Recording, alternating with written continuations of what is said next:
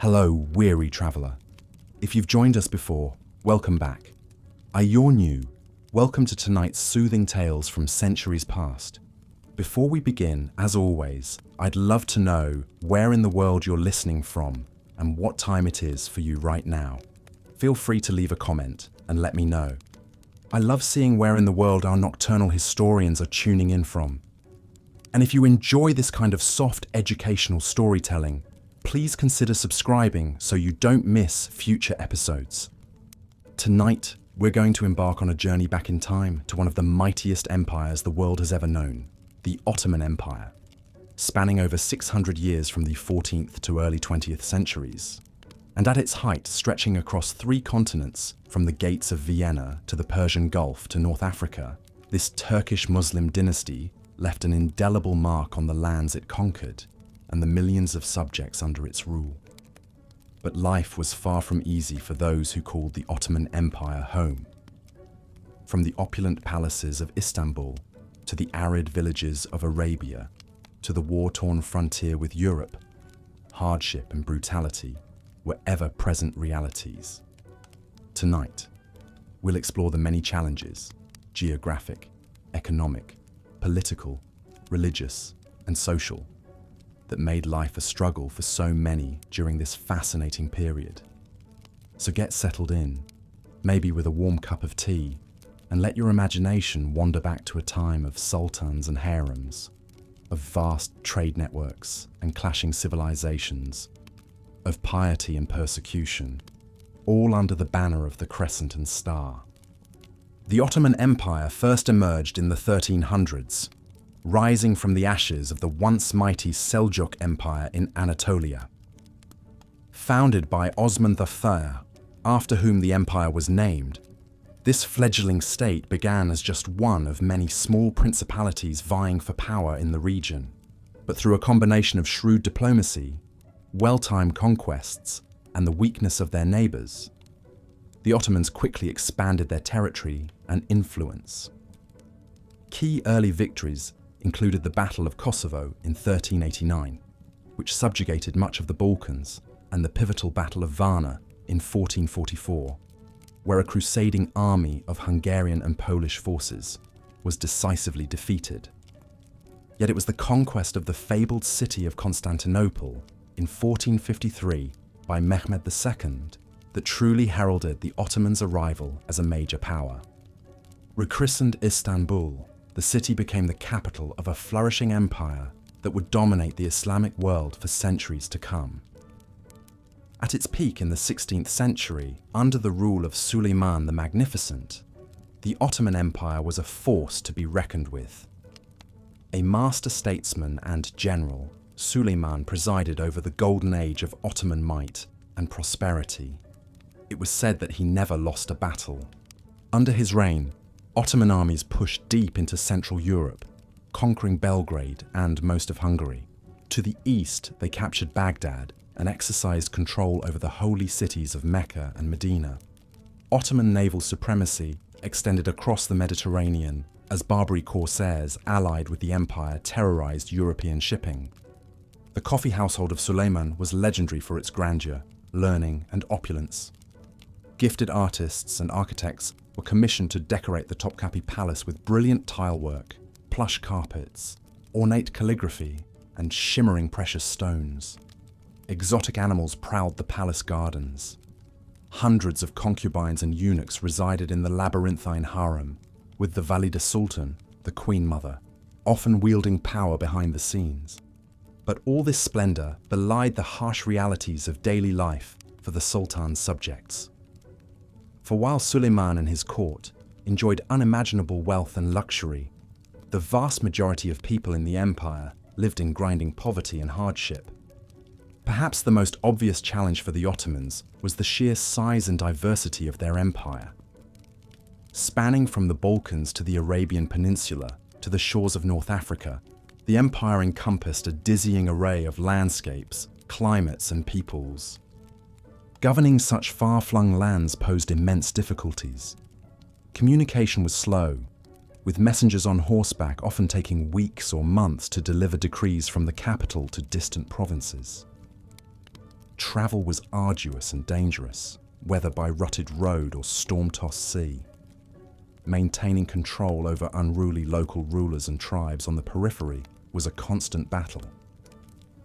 The empire contained an incredible diversity of terrain, from snow-capped mountains to sun-baked deserts, fertile river valleys to marshy swamps rife with malaria. Droughts, floods, earthquakes, and other natural disasters posed ever-present threats in different regions. Famines periodically ravaged areas where crops failed, leaving thousands to starve.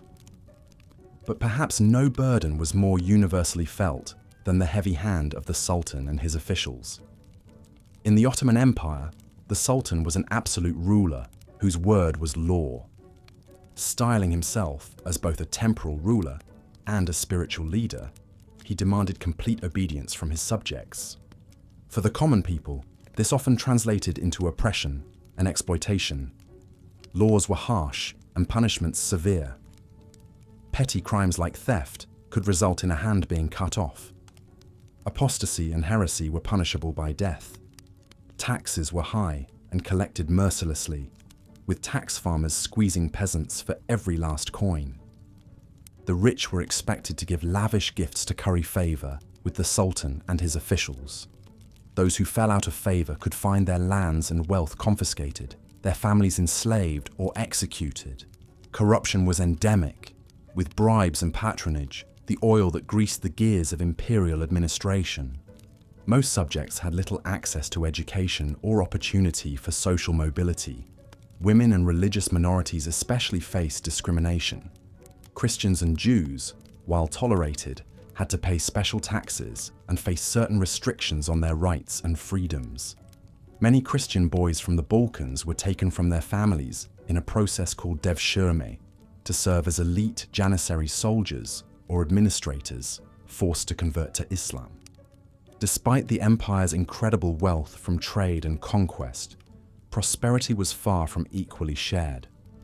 Glittering goods from the east, spices, silk, porcelain, gems, passed through Ottoman lands, but the profits largely flowed to the Sultan and a small mercantile class. For artisans and merchants, life was precarious. Strict guilds controlled who could produce and sell certain goods. The whims of the court, fluctuating prices, foreign competition, wars, and natural disasters could spell ruin. The lifeblood of the Ottoman economy was agriculture, but for the peasants who toiled in the fields, hunger and hardship were constant companions. Most were little more than serfs, bound to the land and to the feudal-like estates of Ottoman officials and cavalry soldiers called sipahis and taimars. Adding to their burden were the saliane, oppressive, irregular taxes levied to pay for military campaigns. In times of crisis, extra crops and livestock might be confiscated to provision the army, leaving little for peasants' families. The Ottoman war machine was fearsome to behold, but no less fearsome was the life of those conscripted to serve in it. Soldiers were expected to show unquestioning loyalty and discipline. Training was brutal, as were conditions on campaign. Marching for months into enemy territory, Ottoman armies faced extremes of heat and cold, drought and downpour. Disease was rampant in crowded military camps. Siege warfare could drag on for months, with soldiers slowly starving or succumbing to dysentery and typhus. Those unlucky enough to garrison frontier forts and outposts faced a life of isolation, deprivation, and the constant threat of bandit raids and enemy assaults. Many men never returned from the distant battlefields of Persia, the Caucasus, and Europe. But there was no shortage of soldiers for the Sultan's wars. Prisoners of war and enslaved people were pressed into service. Tribesmen from the empire's hinterlands were offered land grants in exchange for military service. And of course, there were the Janissaries, Christian captives and conscripts transformed into elite warriors utterly loyal to the Sultan. Throughout the empire, the institution of slavery was deeply entrenched. People were routinely enslaved through conquest, kidnapping, and debt. Slaves toiled in fields and households, served in the army and navy, and of course, populated the imperial harem. For the Sultan's hundreds of concubines, life was a gilded cage of luxury, intrigue, and captivity. Torn from their homelands in Europe, Africa, and the Caucasus, these women schemed and seduced to win status and influence. Bearing a son, a potential heir to the throne, was their surest route to security and power. But harem life was rife with perils. Concubines that fell out of favor could be married off to minor officials or even executed. There were always new rivals to fend off as the Sultan's mother, the powerful Valid Sultan, fought to safeguard her own influence at court.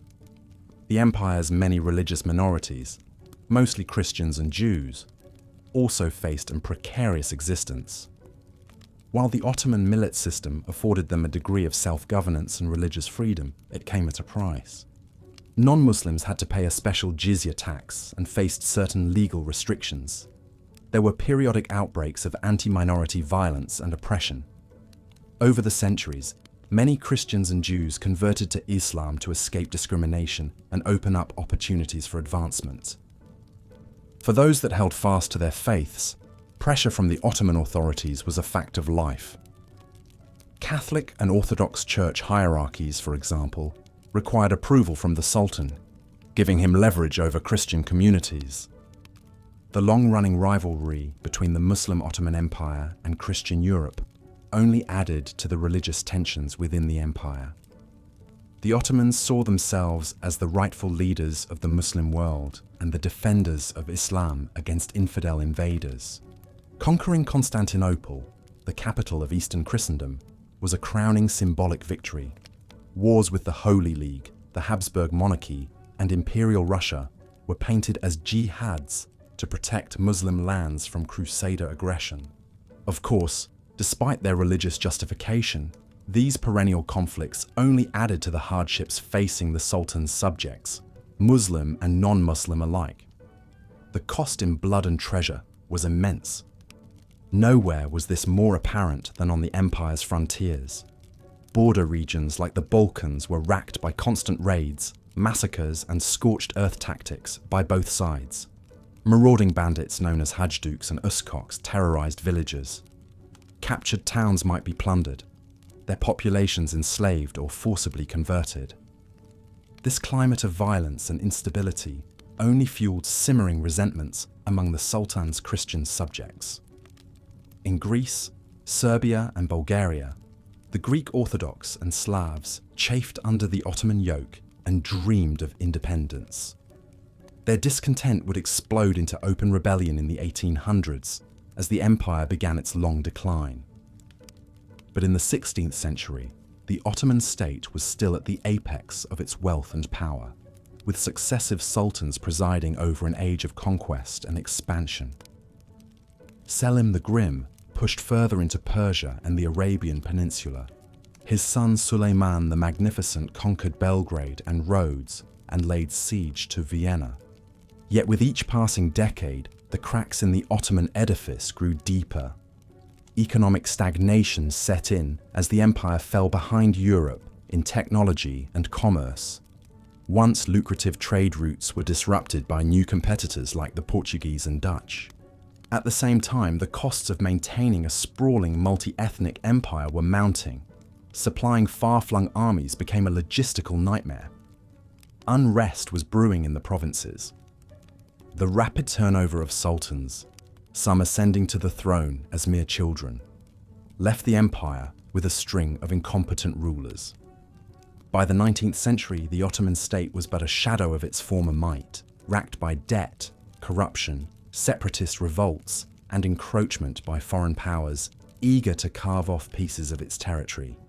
The government was forced to give humiliating concessions to European states. For the empire's beleaguered subjects, these were times of tremendous hardship and upheaval. Military defeats to Russia in the Crimean War and to breakaway Balkan states sapped morale and resources. The centuries-old millet system was breaking down. Massacres of Christian minorities, like the Bulgarians and Armenians, shocked the conscience of Europe. Efforts at modernization and reform, while ambitious, only seemed to accelerate the empire's disintegration as the forces of nationalism swept across Ottoman lands. Non-Turkish ethnic groups agitated for autonomy or outright independence. The outbreak of World War I and the Ottoman Empire's fateful decision to align with the Central Powers ultimately sealed its fate. After 4 long years of bloodshed, the war ended in total defeat for the Ottomans. The once mighty Sultanate was soon carved up by the victorious Allies. The Turkish-speaking rump was reconstituted as the Republic of Turkey in 1923, bringing an end to 600 years of Ottoman rule. The legacy of the Ottoman Empire continues to shape the Middle East, North Africa, and Southeastern Europe to this day. Its impact on the Islamic world is hard to overstate, with centuries as the seat of the Caliphate and the protector of the holy cities of Mecca and Medina. But its is also a cautionary tale of the challenges and human toll of sustaining a diverse, far-flung empire across a tumultuous swath of the earth. For the millions of nameless subjects who eked out an existence in its villages and towns, life under the Ottoman Crescent was defined by hardship, oppression, and near-constant upheaval. Yet even in the face of tremendous adversity, the peoples of the Ottoman realms built vibrant cultures and lifeways that endured for centuries. Theirs is a story of resilience as much as subjugation, a reminder of the human capacity to carve out meaning in even the most trying of historical eras. And with that, our journey through the Ottoman world must come to an end for now. I hope this voyage into the past has proven as fascinating as it is restful. There are so many more stories to tell about this remarkable empire and its long, momentous history. Until next time, I wish you the most pleasant of dreams. This is Boring History for Sleep, signing off. Good night. The reign of Sultan Suleiman the Magnificent from 1520 to 1566 is often considered the apex of the Ottoman Empire's power and glory. Suleiman presided over a vast realm that stretched from the gates of Vienna to the shores of the Persian Gulf, from the Crimean Peninsula to the tip of the Arabian Peninsula. He was known as Kanuni, or the lawgiver, to his Ottoman subjects, but to the Western world, he became known as Suleiman the Magnificent, a fitting epithet for a ruler that commanded such immense power and wealth. Born in 1494, Suleiman was the only surviving son of Sultan Selim I. From a young age, the prince was groomed for leadership, studying sciences, literature, theology, and military tactics. Tall, broad-shouldered and handsome, with a long flowing beard, Suleiman cut an imposing figure. But he was renowned not only for his physical presence, but his sharp mind, poetic talent, and political acumen. When Suleiman ascended the throne in 1520 at the age of 26, the Ottoman Empire was already a force to be reckoned with, an expansionist dynamo that had conquered much of the Middle East, North Africa, and the Balkans. But under Suleiman's leadership, it would reach even greater heights of power and prestige. One of his first acts as Sultan was to lead a military campaign against Belgrade, capturing the strategically vital city after a siege and bringing it under Ottoman control. This set the tone for much of Suleiman's 46-year reign, which was marked by relentless expansion through conquest. He would go on to conquer swaths of Eastern Europe, the Balkans, and the Middle East, nearly doubling the size of the Ottoman realm. Suleiman was a hands-on military leader, personally commanding his armies in major campaigns. He was an expert tactician, strategically deploying his formidable Janissary infantry and elite Sipahi cavalry to devastating effect. In 1526, Suleiman delivered a crushing defeat to the Hungarians at the Battle of Mohacs, killing King Louis II and shattering the Hungarian monarchy. His armies surged through the Balkans, conquering fortress after fortress until they were practically at the gates of Vienna.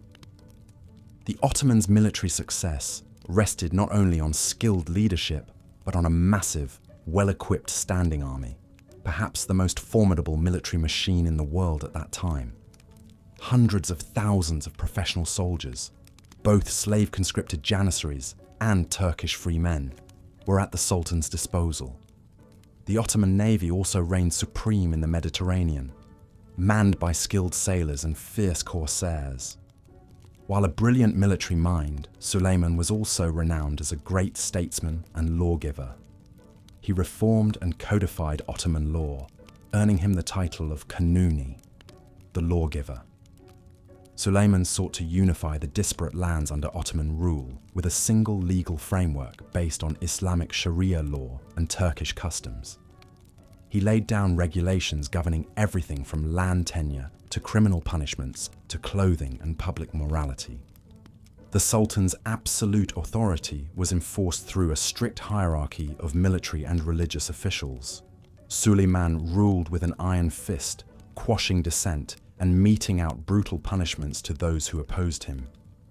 He expanded the Ottoman secret police, known as the Mufti, and employed a vast network of spies and informants to root out treason and conspiracy. At the same time, Suleiman presided over a period of great artistic and architectural achievement. He was a major patron of the arts, commissioning grand mosques, palaces, and monuments across the empire. His chief architect, the brilliant Mimar Sinan, designed scores of magnificent buildings, from the Süleymaniye Mosque complex in Constantinople to the Selimiye Mosque in Edirne. The decorative Iznik tiles, intricately woven rugs, ornate metalwork, and other refined crafts of the Ottoman court were prized the world over. The Sultan himself was a gifted poet and goldsmith, creating exquisite jeweled objects and penning verse under the pseudonym Muhibi. He surrounded himself with an inner circle of cultured elites, artists, architects, musicians, scholars and literati who flourished under his patronage. This glittering milieu centered around Topkapi Palace, Suleiman's sprawling royal residence overlooking the Bosphorus Strait. But even as the Sultan basked in splendor and his military campaigns enjoyed stunning success, there was a dark side to his reign. The Ottoman Empire was still an autocratic feudal state where the vast majority of the population lived in grinding poverty and had few rights. Slavery was rampant, with millions of people from conquered lands forced into servitude. The Devshirme system compelled Christian families in the Balkans to hand over young boys to be converted to Islam and serve in the Sultan's armies and administration. Religious minorities, particularly Christians and Jews, faced persecution and heavy taxation. They were tolerated as long as they accepted Ottoman supremacy and paid the jizya, a special tax levied on non-Muslims. But they had limited legal rights and social mobility, with many professions and positions of power closed off to them. Bloody pogroms and forced conversions were not uncommon. Even for Muslims, justice could be harsh and unyielding under the Ottoman system. Thieves and bandits faced summary execution or having their hands cut off. Adulterers, if caught, would be stoned to death. Apostates and heretics were burned at the stake. The empire employed a wide range of gruesome execution methods, from impalement to hanging to sawing in half. Daily life was a hardscrabble existence for most subjects of the empire, the majority of whom were peasants working the land in semi-feudal conditions. They were heavily taxed by the state, as well as their local feudal lords, with few rights or protections. Famine and plague were ever-present threats. The empire experienced periodic bouts of starvation and disease that decimated the populace. Cities like Constantinople and Cairo became massively overcrowded, teeming with poverty, crime, and squalor. Streets were narrow, buildings crammed together, with raw sewage and rotting garbage heaped in piles. Fire was a constant danger that could destroy entire neighborhoods of wooden houses in an instant. Diseases like cholera, typhoid, and dysentery were rampant. For women, life was particularly restricted, with little opportunity for education or work outside the home. They had few legal rights and were considered property of their husbands or male relatives. Rape and domestic violence were common and rarely punished.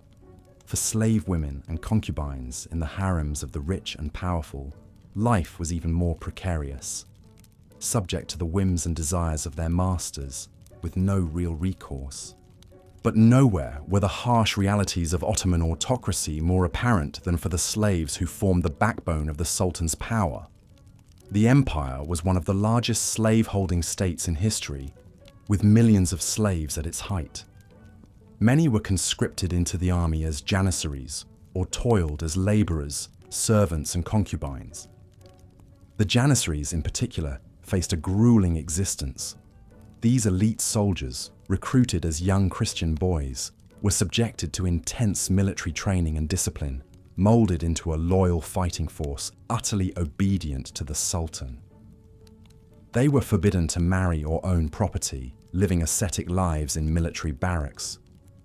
In battle, they displayed fanatical zeal, fighting to the death for their Sultan and the glory of Islam.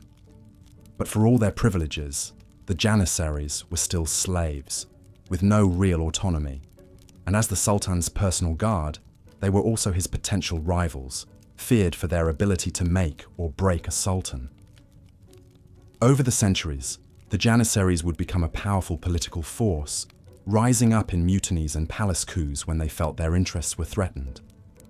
Suleiman, ever the canny politician, was adept at keeping the different factions of his empire in check and playing them off against each other. He was a master at manipulating the complex web of loyalties and rivalries in his court, harem and government. But even he was not immune to the intrigues and power struggles simmering beneath the surface. One of the most momentous events of Suleiman's reign was sparked by harem politics and a bitter feud between his favourite concubine Hurrem and his childhood friend and Grand Vizier, Pargali Ibrahim Pasha. Hurrem, a slave girl of Russian origin, also known as Roxolana, became Suleiman's most beloved consort and eventually his legal wife, an unprecedented break with tradition. She bore him 6 children, including his heir Selim, and held immense influence over the Sultan. Hurrem saw Ibrahim Pasha as her chief rival for the Sultan's affections and grew increasingly jealous of his power and closeness to Suleiman. For years, she schemed against him, turning Suleiman against his old friend with whispered rumours and accusations. In 1536, Ibrahim Pasha was suddenly arrested and executed on Suleiman's orders, a shocking move that sent ripples throughout the empire. It was a stunning fall from grace for Ibrahim, who had risen from being a mere slave to become the Sultan's most trusted advisor and second in command. His death marked a turning point in Suleiman's reign, as the Sultan became increasingly suspicious, paranoid, and despotic in his later years. The Hurrem-Ibrahim affair also highlighted the cutthroat politics and power struggles that characterized the Ottoman court. The imperial harem, far from being merely a pleasure den, was a snake pit of ambitious concubines and wives vying for influence over the Sultan and promoting their own sons as heirs. Palace coups, assassination plots, and succession crises were a recurring feature of Ottoman history. Despite the challenges and upheavals, Suleiman's reign marked a high point for the Ottoman Empire in terms of power, wealth, and cultural achievement. The Sultan himself died in 1566 while on campaign in Hungary after 46 years on the throne.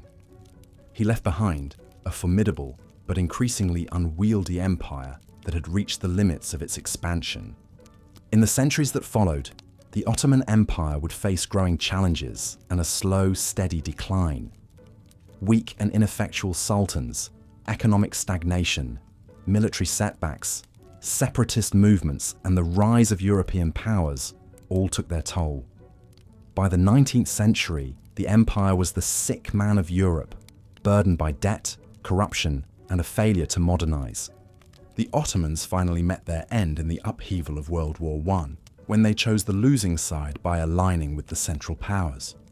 After the war, victorious Allied forces dissolved the empire and partitioned its territory. ending over 600 years of Ottoman rule. The Republic of Turkey emerged as a successor state, while former Ottoman lands became new nations or colonial possessions. But the legacy of the Ottoman Empire would endure long after its demise. Its impact can still be seen today in the culture, cuisine, architecture, and political borders of the Middle East, Eastern Europe, and North Africa. And in Turkey, the Ottomans remain a potent source of national identity and pride, with their history and achievements celebrated and mythologized. For centuries, the Ottoman Empire was one of the most powerful and influential states in the world, an Islamic superpower that shaped the course of history.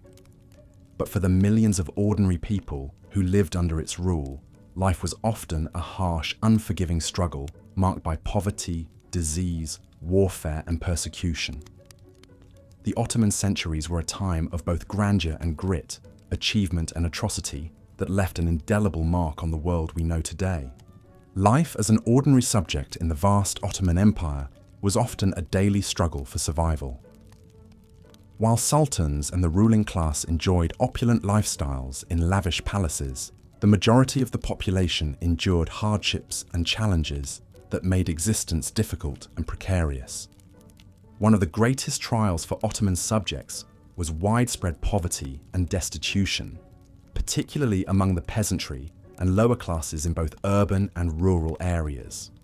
Most commoners lived a meagre hand-to-mouth subsistence, toiling long hours as farmers, labourers and servants, just to eke out enough to feed their families. In the empire's overcrowded cities, the impoverished masses huddled in squalid, cramped housing rife with filth and disease. Sanitation was poor and access to clean water limited, allowing outbreaks of plague, cholera and other infectious epidemics to regularly sweep through the poorer quarters, claiming untold lives. The close quarters and unsanitary conditions also bred crime, vice, and social ills. Medical care was rudimentary at best, with most people relying on folk remedies, prayers, and superstitions rather than doctors. Malnutrition and famine were also regular threats, as many regions of the empire suffered from drought, crop failures, and food shortages. A bad harvest could mean thousands starved, and whole villages were left abandoned. For the peasantry in the countryside, life revolved around difficult agricultural labour from dawn till dusk. Most were tenant farmers, working small plots of land owned by feudal-like Sipahi cavalry lords. Much of what they produced went to paying heavy taxes and tributes to their local Sipahi and the imperial government. Punishing levies on harvests left little for a farming family to sustain themselves. Peasants also faced the harshness of the local climate and terrain in different regions, from the baking deserts of Iraq and Arabia to the rugged mountains of Anatolia and the Balkans. Droughts, flash floods, storms, extreme temperatures and natural disasters could wipe out crops, livestock and villages. Lawlessness and banditry also plagued rural areas far from the centres of imperial authority. Whether in the city or country, the Sultan's subjects had few rights and little recourse against the whims of their rulers. The Ottoman Sultan wielded absolute power over the lives of those in his domain. He governed as a divinely ordained autocrat whose decrees could not be challenged. Any perceived disloyalty or disobedience was dealt with harshly. The Sultan maintained power and control over his sprawling empire with strict laws and brutal punishments. An extensive network of spies and informants kept watch for signs of sedition or rebellion. The slightest infraction could result in draconian sentences carried out by imperial soldiers and lawmen. Theft was punished by having the offender's hands cut off. Slander against the Sultan or government could get one's tongue cut out. Adulterers were stoned to death in public squares. Rebels, apostates, and traitors were hung, beheaded, or thrown off cliffs.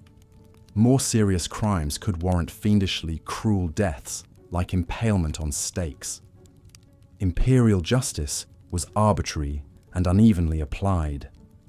The complicated hierarchy of Ottoman courts and laws, Islamic Sharia, imperial Kanun decrees, and local Urfi customary rules allowed corruption to flourish. Innocent commoners often found themselves at the mercy of greedy cadis, judges, and ruthless jailers who extracted bribes for favourable rulings or simply to avoid languishing in squalid, nightmarish dungeons. The empire's many minority groups, Greeks, Armenians, Jews, and others, faced added layers of discrimination, persecution, and oppressive taxation. As non-Muslims, they held second-class status with strict restrictions on their rights, religious practices, professions, and interactions with the Muslim majority. The threat of mob violence and blood libel always lurked should anti-minority sentiments be inflamed. Slave labour was extensive throughout the empire, and the sufferings of the enslaved were manifold. Slaves toiled in industrial workshops, served the imperial army, rowed galley ships, and did domestic work in the grand households. Slaves had no control over their fates and were wholly at the mercy of their masters. At the very bottom of society were serfs, essentially slaves tied to the land they worked rather than directly owned as property. In the Arab regions, they were the fellahin, landless peasants who worked the fields and estates. Their lives were a cycle of drudgery, poverty, and exploitation with no means of escape. Artisans and merchants comprised much of the small middle class in Ottoman society, but they too faced challenges and impositions. Craft guilds strictly controlled who could engage in certain trades and industries, limiting economic and social mobility. The government also levied burdensome taxes on commercial activities that stifled free enterprise. The dangerous trade routes that connected far-flung parts of the empire also impacted the common people caught up in the flow of commerce. Nomadic tribes in the Levant faced displacement and conflict as the Silk Road trade network shifted. Piracy was a constant menace in the Mediterranean, and Barbary corsairs regularly raided coastal villages, capturing thousands of hapless residents to be sold as slaves in North Africa. Wars of conquest had devastating impacts on civilian populations caught in the crossfire between Ottoman armies and their foes. When Sultan Mehmed II's forces captured Constantinople in 1453, a three-day spree of looting, pillaging, and enslavement was unleashed on the city's residents. Tens of thousands were slain or taken as slaves. Fear of similar fates haunted those in the path of Ottoman military campaigns. The Sipahi feudal lords that governed most of the empire's territory were also a source of oppression and abuse for common Ottoman subjects. Many ruthlessly exploited the peasants who worked their lands with excessive levies and extortions. Corrupt and decadent Sipahis would seize property at will, force subjects into servitude, and violently put down any hint of resistance or uprising. With all these burdens and tribulations, it's little wonder the common people of the Ottoman Empire turned to their faith for solace and strength. Islam was a source of resilience and transcendence in the face of worldly sorrows. The call to prayer from minarets 5 times a day structured the rhythms of life and reminded the faithful that Allah's mercy was infinite even if the Sultan's justice was cruel. But religion was also one more mechanism of control and obedience wielded by the Ottoman state. As Caliph, the Sultan was the divinely appointed leader of the entire Islamic world. This spiritual authority combined with his temporal powers to make his rule absolute. Defying the Sultan was akin to defying the will of Allah. Imams, muftis, and religious scholars were a key part of imperial governance and social control. Islam provided the basis for laws, moral codes, and cultural norms. Religious orthodoxy was harshly enforced, and any deviation stamped out. Apostasy was punishable by death. There was little room for personal liberties or intellectual freedom when the stakes were seen as one's eternal soul. Non-Muslim subjects faced the added pressures of conforming to a social order where they were marked as inferior. Many Christians and Jews nominally converted to Islam simply to survive and avoid persecution. Pockets of minorities clung tenaciously to their faiths and identities, but at a steep price in systemic discrimination. This was the precarious existence that most Ottoman subjects had to endure century after century. Brief periods of reform and enlightened rulers offered glimmers of hope and easier times, but the empire's foundations remained the absolute authority of the Sultan, an entrenched feudal hierarchy and relentless extraction of resources from the populace. By the 19th century, the strains of maintaining this oppressive system and competing with the rising nation-states of Europe were tearing the Ottoman Empire apart. Separatist revolts flared in Greece, Serbia, and Bulgaria as Christian subjects threw off the Sultan's yoke. The Ottomans racked up massive debts to European powers, lost control of outlying territories, and saw their military increasingly outmatched. But the empire staggered on until the upheavals of World War I finally led to its collapse and dissolution.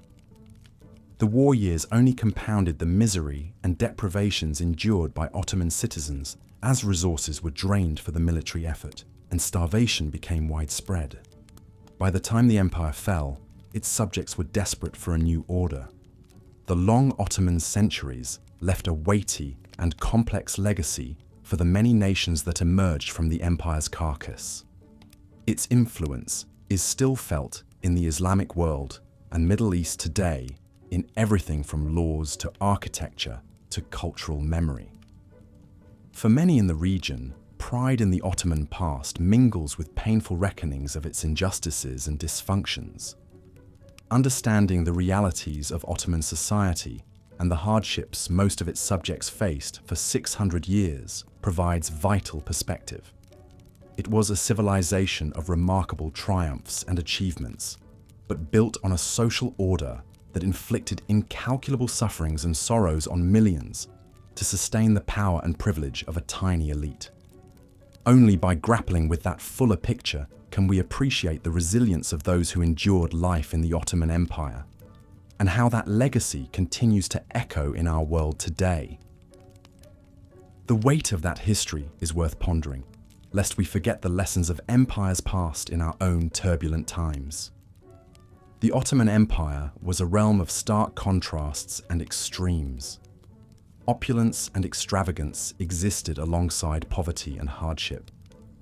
At the pinnacle stood the Sultan, wielding absolute power over the fates of millions. The sultans of the Golden Age, like Suleiman the Magnificent and Selim the Grim, ruled with iron fists, expanding their domains through conquest and guile. In the early 16th century, Selim earned his epithet the Grim through his ruthless drive for power. Not content to rule a mighty empire, Selim had loftier ambitions: to rule the entire Islamic world as caliph. Upon taking the throne in 1512, he immediately set his sights on the Mamluk Sultanate of Egypt, the previous seat of the caliphate. Selim launched a lightning campaign, his elite janissaries and superior artillery crushing the Mamluk armies. In the span of just a year, Selim had conquered Egypt and Syria, claiming the mantle of caliph for himself and the Ottomans. Selim then turned eastward, determined to bring the Safavid Empire of Persia to heel. The Safavids were the champions of Shia Islam, rivals and apostates in the eyes of the Orthodox Sunni Ottomans. In 1514, Selim's army